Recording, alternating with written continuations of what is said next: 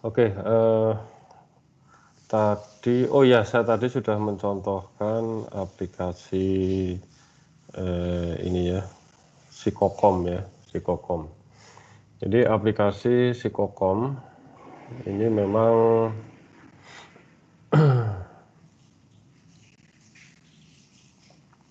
ini memanfaatkan ontologi. Jadi pertanyaan-pertanyaan yang di-generate di sini itu didapatkan dari semantic reasoning di dalam ontologi. Ini tidak selalu pertanyaan seperti ini. Ini kalau pertanyaan awal ini memang random. Nah, kemarin sudah ada yang TA, melanjutkan tesis ini, tesis S2 untuk supaya ini tidak random tapi berdasarkan pada mekanisme learning gitu ya. Nah, pada saat ini lebih banyak produk yang direkomendasi, produknya masih terlalu banyak dan dia artinya kebutuhannya masih kurang spesifik. Ini mengajukan pertanyaan kembali. Ini juga dari semantic reasoning yang ada di dalam ontologi itu ya, dari ontologinya. Kemudian ini asal aja ya saya. Nah, pada saat rekomendasi ini juga dia dari semantic reasoning, dia. Kemudian menjelaskan ini juga dari semantic reasoning. Ini trace back kembali lagi dari produk kembali lagi ke kebutuhan fungsional tapi berdasarkan pada user model yang ada. Nah, ini nanti untuk menghasilkan fasilitas penjelasan ini adalah alasan mengapa sebuah produk itu direkomendasikan. Ya, dan nanti kalau misal dia belum menerima produk yang direkomendasikan, kemudian dia klik selanjutnya atau next, ini juga didapat dari semantic reasoning untuk mengajukan pertanyaan ini. Jadi pertanyaan ini dinamis ya, tidak terus tetap terus, itu dinamis, tergantung pada behavior user pada saat menjawab pertanyaan itu. Nah, kemudian bagaimana bagaimana sebentar ini saya tadi tanya Psikokom. Nah, bagaimana ontologi ini dibangun? Sebenarnya saya memakai aplikasi namanya Protegi, gitu ya.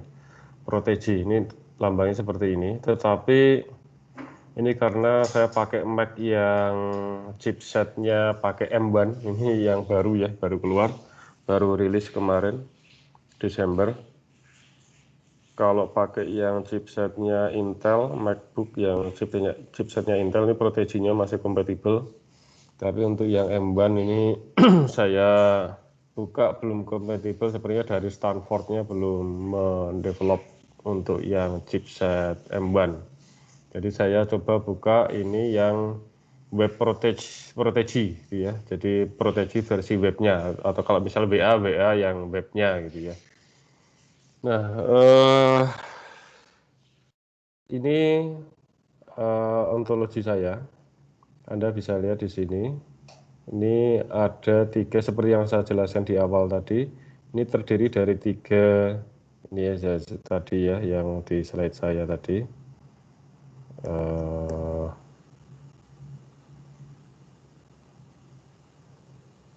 Sebentar, enggak full screen.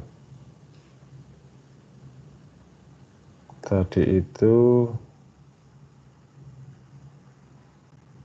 kenapa muncul gini sih?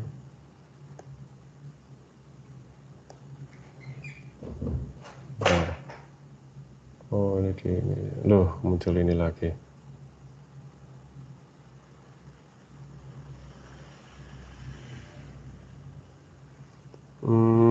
Coba saya, nah ini. Kalau ini gini ya, harus di escape. Ya, saya perlihatkan ini kan ada, ini kelihatan nggak Anda di sini Anda? Ada 3 hierarki ya, hierarki function, product, dan specification.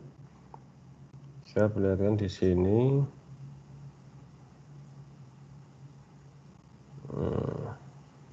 Nah, nggak bisa bersanding. Udah, ini di minimize.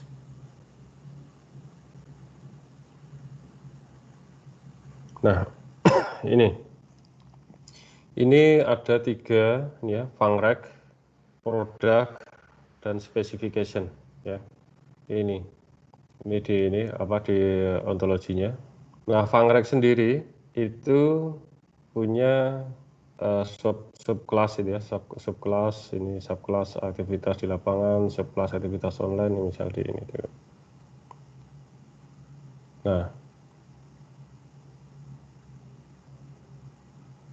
Nah, gini ya.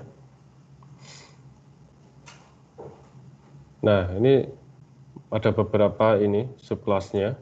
Nah, ini punya subclass lagi. Nah, ini handphone, bundle. Nah, ini punya subclass lagi, ini subclass lagi, dan seterusnya.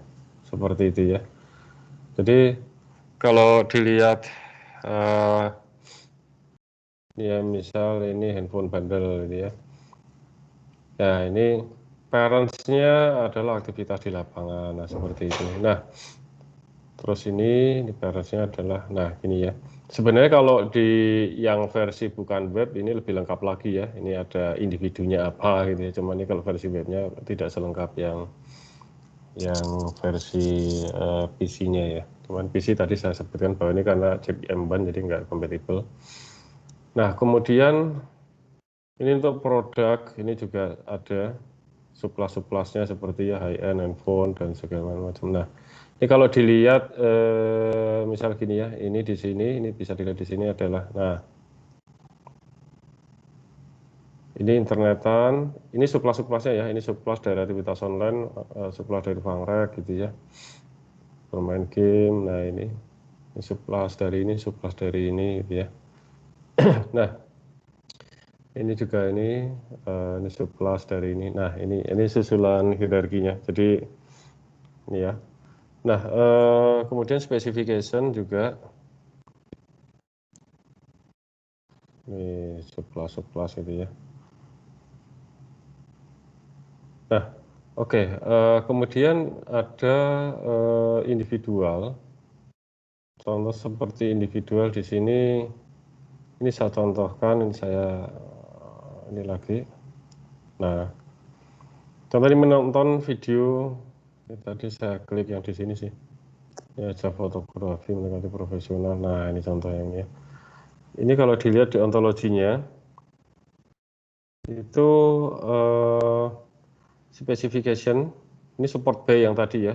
Saya tadi sebutkan bahwa ada relasi support by, jadi fotografi dengan kualitas mendekati profesional, support by teknologi layar high, support by ini, support by ini, support by ini. Sementara fotografi dengan kualitas mendekati profesional adalah individu dari fotografi. Fotografi itu subclass dari koleksi foto dan video gitu ya. Biar kelihatan.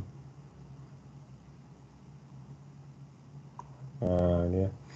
Ini fungrec, ini punya subclass ini, terus kemudian ini punya individu ini report by ini, dan sebagainya. Nah, kemudian kalau misal ini HTC One X, nah ini ya, bisa ditarik bawah. Oh, kalau yang ini bisa ditarik bawah, kalau yang PC, web kayaknya nggak bisa ini. Ya, HTC One X, ini hashtag penyimpanan ini, hashtag ini. Nah, ini subclass dari memori internal dan sebagainya. Nah, gini ya, jadi ini ontologinya seperti ini. Nah, ini ontologinya. Memang nggak bisa digambarkan secara utuh karena nanti ruwet sekali ya. Jadi bisa gambarkannya adalah per ini. Nah, gitu ya. Nah, ini Protegi itu adalah sebenarnya sebuah tool untuk mengenerate ontologi itu. Jadi pada saat kita membuat ontologi itu supaya mudah, ada user interface yang tinggal klik itu. Sebenarnya ini itu sebuah ontologi itu adalah dia bentar saya perlihatkan dokumen ontologi smartphone.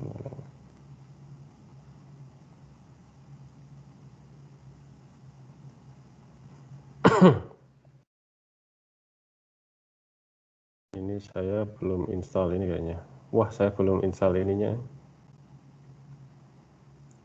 Open with other. Harusnya dilihat. Saya belum install yang di Mac-nya, belum install ini. Ini ada.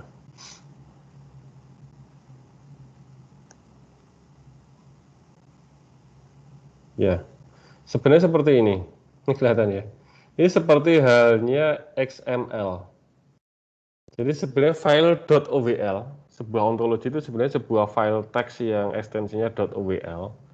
Nah, seperti ini seperti XML. Ya, data property bla bla bla bla. Ini seperti XML sebenarnya. Ya, seperti ini. Tapi kalau kita ngetik seperti ini kan apa ya? Capek kan? Kita ngetik seperti ini kan capek. Kalau kita ngetik secara manual gitu ya. Sehingga file .owl ini kan sebenarnya ini .owl. Apa tuh saya simpan sebagai ekstensi, bukan saya simpan ya, memang standarnya adalah ekstensi .owl. OWL itu singkatan dari ontologi web language. Ontologi web language. Nah, ini sebenarnya mirip-mirip XML, pengembangan dari XML. Tapi sudah distandarkan untuk sebuah ontologi namanya ontologi web language dari W3C, W3C. Nah, supaya kita tidak secara manual menuliskan seperti ini, makanya kita perlu protegi. Nah, gitu. Jadi nanti tinggal klik-klik aja di sini. Nanti langsung sudah tergenerate sendiri OWL-nya. Nah, itu ya, seperti itu ya. Itu gambaran ontologi, sebuah ontologi. Ini nanti kalau misal Anda berminat penelitian di sini tentang ontologi, ya. Kenapa sih? Bentar.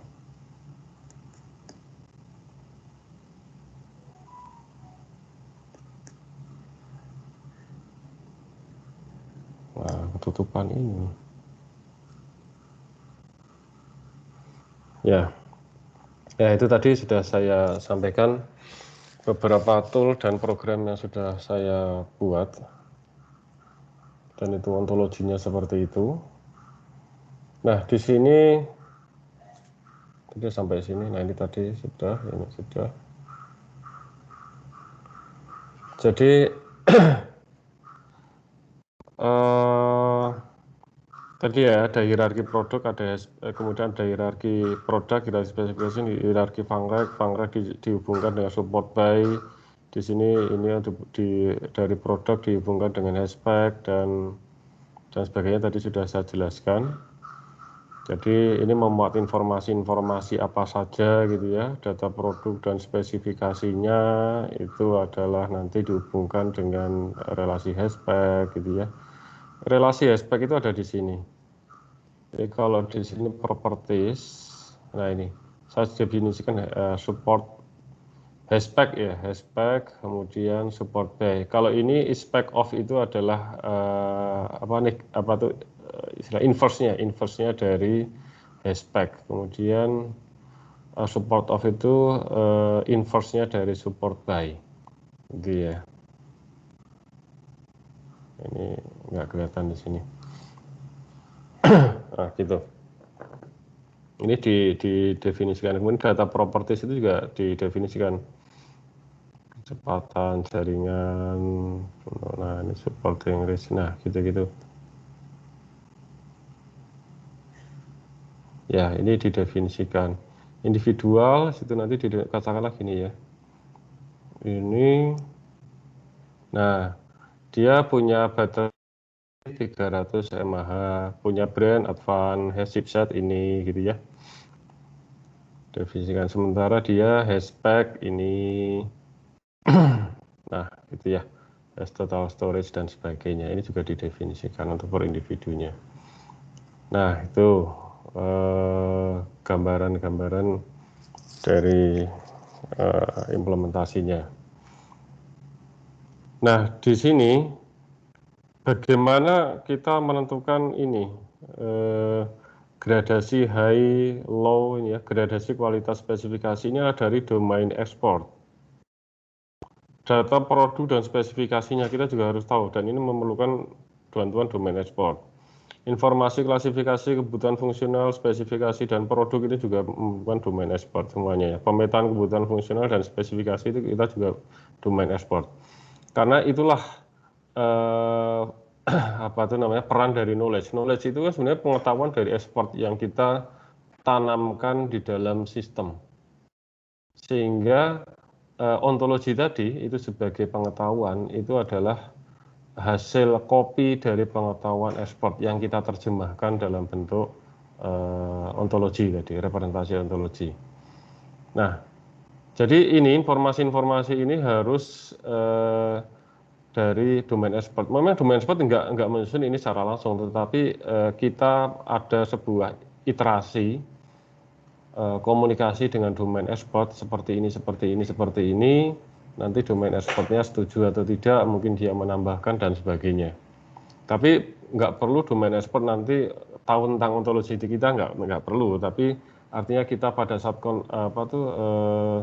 diskusi dengan domain ekspor itu adalah dengan bahasa yang lebih mudah dipahami oleh domain ekspor, karena dia nggak perlu domain ekspor itu tahu tentang program kita seperti apa gitu. Dia nggak harus pusing-pusing sampai situ. Tapi nanti kita bisa terjemahkan dalam bentuk ontologinya. Nah, gitu ya. Nah, ini contoh gradasi yang disebut HIRAM itu yang gimana? Ini zaman tahun 2015 ya. Ini memang penelitian sekarang yang sedang penelitian sekarang 3 tahun ini. Berlangsung 3 tahun ini, tahun ketiga besok itu adalah bagaimana supaya knowledge itu, jadi knowledge yang ada di dalam ontologi itu supaya dapat terupdate dengan otomatis. Dengan sistem mengcrawl data yang ada di dalam gsmarena.com, itu dia langsung mengupdate ontologinya. Gitu. Produk-produk yang ada di situ langsung diupdate. Demikian juga relasi-relasinya harus segera diupdate. Gitu ya. Nah, ini penelitian selanjutnya. Ini masih produk-produk yang lama dulu. Nah, nanti penelitian selanjutnya adalah bagaimana mengupdate ini secara otomatis gitu ya. Nah, pada saat dulu HIRAM itu adalah kalau untuk Android itu RAM itu di atas 2 GB itu baru yang high. Sedangkan Windows Phone BlackBerry itu RAM 1 GB itu disebut high. Sementara iPhone itu RAM 1 GB itu sudah high. Gitu ya. Medium RAM, nah itu ya, yang berapa, terus iPhone ini berapa ini. Waktu itu Android itu antara 1 GB sampai dengan 2 GB itu yang medium. Sementara iPhone, Windows Phone, BlackBerry, dan juga BlackBerry 10 itu RAM-nya itu 512. Itu zaman itu loh ya, zaman itu. Anda bayangkan zaman itu, bukan zaman sekarang. Dulu masih ada Windows Phone, masih ada BlackBerry, dan BlackBerry 10 zaman dulu. Sebelumnya lagi ada Palm gitu ya, teman, udah punah gitu ya. Sekarang Windows Phone udah punah, BlackBerry udah punah, BlackBerry 10 udah punah. Tinggal Android sama iPhone. Nah, nggak tahu ini apakah dua-duanya nanti ada salah satu yang punah atau tetap bertahan dan bertambah satu atau dua sistem operasi lagi. Nah, gitu ya. Ini seperti ini kita ini dengan ekspor. Jadi ekspor tuh yang tahu yang ini aja. Ya, nggak harus tahu ini ontologinya gini loh. Dia nggak perlu harus pusing-pusing sampai situ gitu ya. Nah, ini kemudian pemetaan kebutuhan fungsional dan spesifikasi gimana? Oh, kalau standar online gaming itu memerlukan chipset yang minimal low chipset ke atas gitu ya. RAM itu medium low RAM ke atas, screen teknologi medium ke atas. Nah, seperti itu. Nah, dan seterusnya gitu ya. Standar online gaming itu chipset low chipset ke atas dan seterusnya. Network speed, medium network speed ke atas ya, kurang dari sama dengan ini ya, medium network speed. Nah, seperti itu ya, ini juga perlu konfirmasi dengan ekspor. Akhirnya nanti kita representasikan dalam bentuk ontologi. Kemudian user model. Nah, ini user model itu adalah unsur paling penting. Ya, bukan ya semua penting ya, artinya tadi knowledge itu penting, tapi user model itu juga salah satu core juga di dalam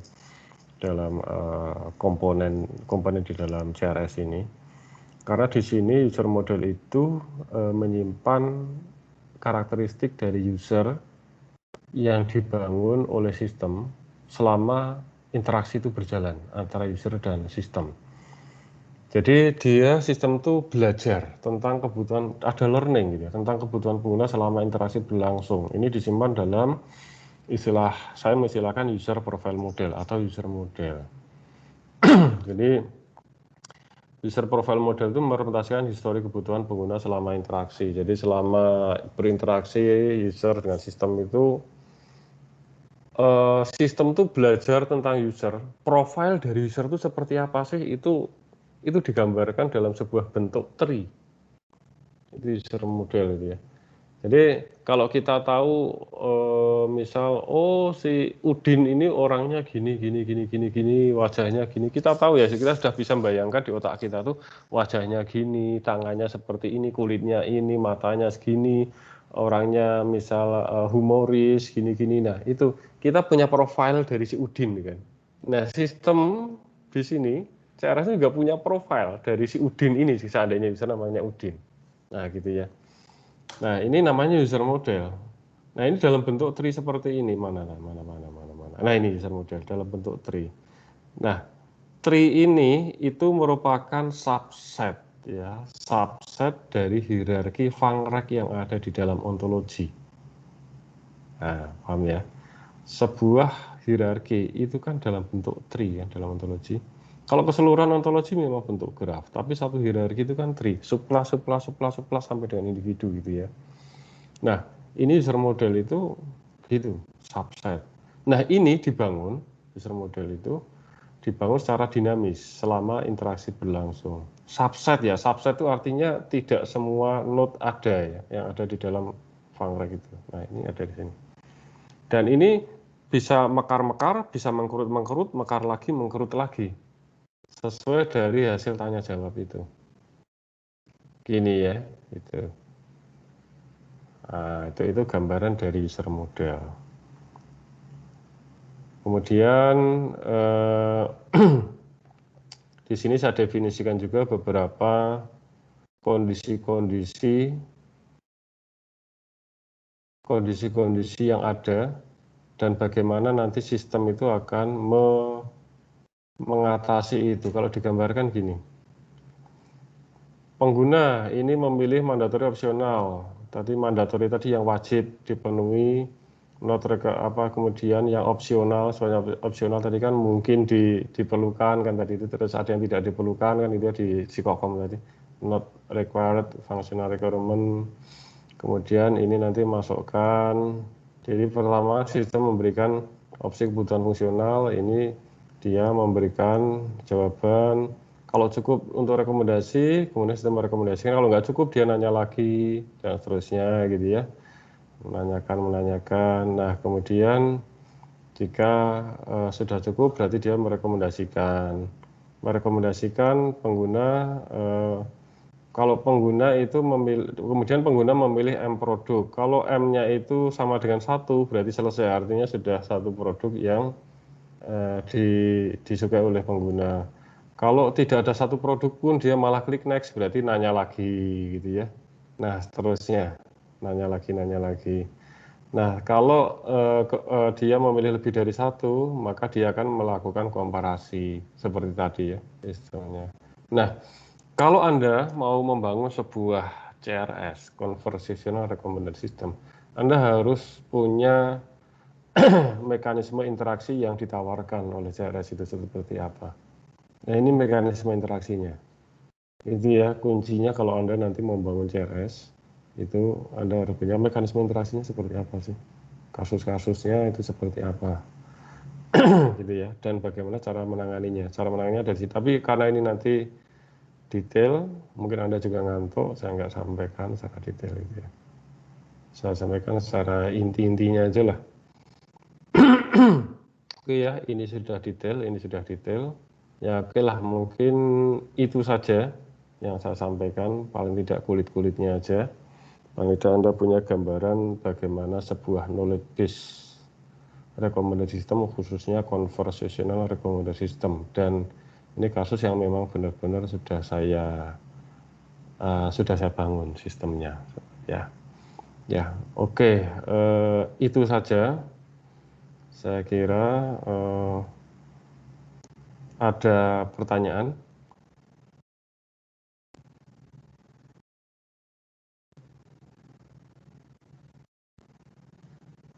Ada pertanyaan? Dari Tidak? saya belum ada. Yang ada. Oh iya, dari Wafa tadi? Ya, belum ada, Pak. Oh, belum ada ya. Pak. Ya, Gozi ya? Iya, Pak. Ya, Gimana, ya. Tapi agak berbeda dari topik yang hari ini, nggak apa-apa, Pak? Monggo. Oke, Pak. Jadi sebelumnya mohon dikoreksi kalau saya salah, Pak. Jadi yang saya tahu terkait sistem rekomendasi kan sifatnya itu bias tuh, Pak, subjektif. Berarti kayak sesuai dengan user gitu, user sukanya produk A, ya sistem akan merekomendasikan A gitu, Pak. Nah, cuman menurut saya kadang ada kalanya rekomendasi yang subjektif itu kan nggak bisa selalu seperti itu. Karena contoh kasus dulu saya pernah ngalamin ketika misal dulu lagi pilpres gitu, Pak. Saya buka Instagram, orang-orang pada follower saya pada sukanya dengan salah satu paslon. Alhasil di feed Instagram saya isinya tentang paslon itu, tapi kadang muncul juga yang hoax, yang menjelek-jelekan paslon sebelah gitu. Nah, sebenarnya dari dunia rekomendasi sistem itu, apakah memang hal tersebut itu tidak ada memang hal yang wajar gitu, Pak? Karena yang tadi bias gitu kan, berarti kan kayak content based sesuai dengan followers saya sukanya apa gitu. Atau sebenarnya itu juga ada penelitiannya, Pak? Gini, sebenarnya rekomendasi sistem itu prinsipnya adalah merekomendasikan item yang sifatnya personal. Jadi personalized recommendation. Personalized recommendation itu adalah yang memang ya namanya subjektif ya pasti subjektif karena itu kan personalized gitu ya. Personalized itu memang tergantung pada karakteristik user itu sendiri.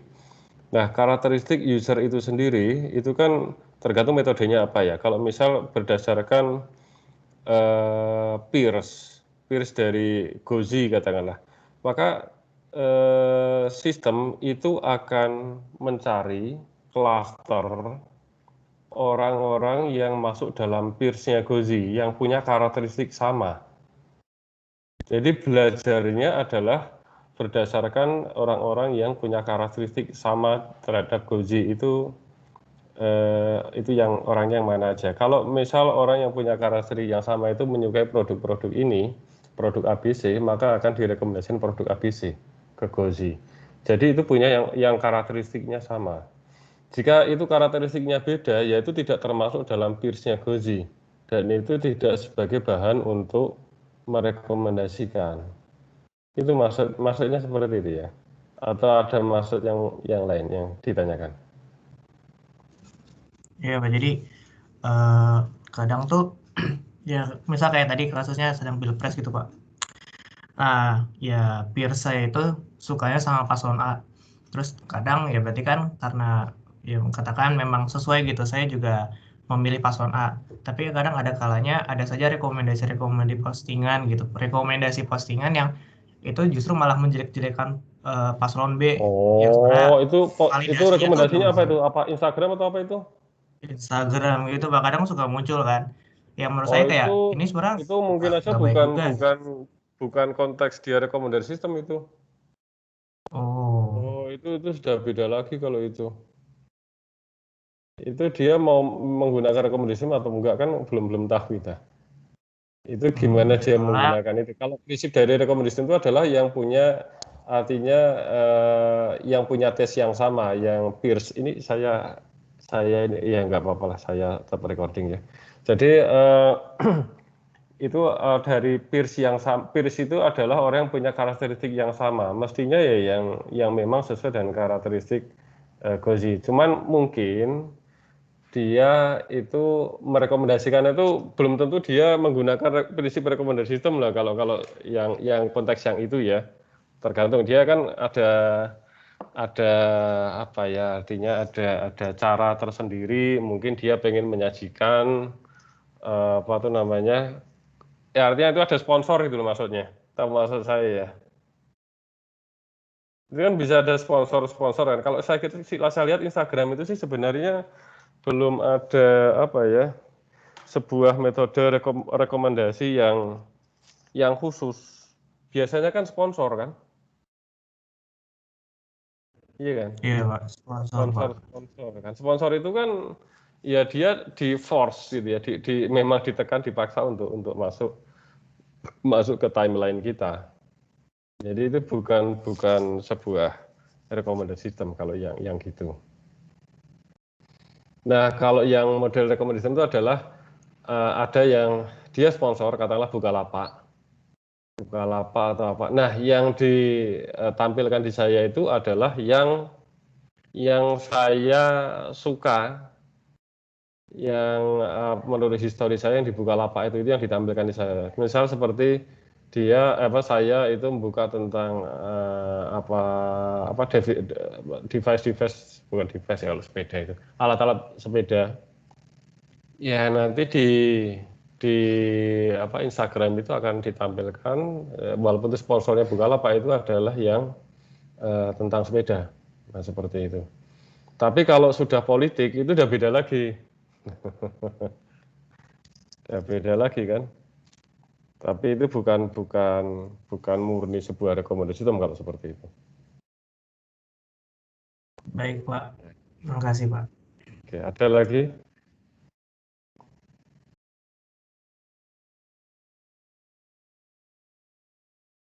Ya, sedikit tambahan tentang ontologi. Ini sebenarnya ontologi itu tidak hanya untuk rekomendasi sistem ya, cuman karena ini saya sedang bicara tentang rekomendasi sistem, ya itu salah satu knowledge based recommendation itu knowledge-nya representasinya menggunakan ontologi representasinya. Ontologi itu bisa digunakan katakanlah untuk pembuatan question answering, misal siapakah presiden pertama Uganda, misal seperti itu. Nanti aplikasi Anda langsung jawab gitu ya. Katakanlah, nggak tahu Google itu sekarang udah bisa atau belum itu. Sudah bisa nggak ya? Saya penasaran. Ini saya masih ini ya, masih share screen kan.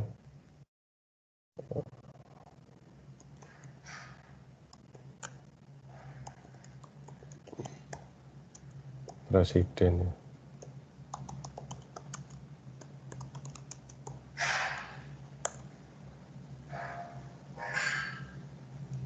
Idi Amin.